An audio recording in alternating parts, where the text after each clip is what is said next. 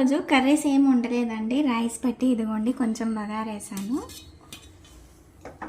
అంటే మిర్చి పౌడర్ అన్నీ, కారం పొడి అన్నీ వేసి బగారేసాను. ఇది నిన్నటిది చికెన్ పెప్పర్ ఫ్రై, ఇది చికెన్ పకోడా.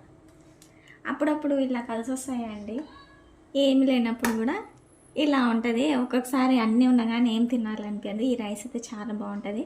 ఇంకా కరివేపాకు కూడా వేయచ్చు, నేను వేయలేదు బద్ధకంతో. బుట్ట చూడండి, ఒక 4-5 డేస్ అయింది ఫ్రిడ్జ్లో పెట్టి. వాళ్ళు కాల్చిచ్చిన బుట్టనే అండి. ఇలా కాల్చిచ్చి క్లోజ్ చేసి ఇస్తారు కదా, ఫ్రిడ్జ్లో పెట్టుకోవాలి. మళ్ళీ కావాల్సినప్పుడు కొంచెం వేడి చేసుకుంటే సరిపోతుంది. డిన్నర్ అయిపోయాక ఫ్రూట్ బౌల్ అయితే పెట్టుకొని కూర్చున్నానండి. ఏంది ఇంత ఎక్కువ ఉందని అనుకుంటున్నారా? అది లేజీగా అనిపించి ఇలానే తింటున్నాను.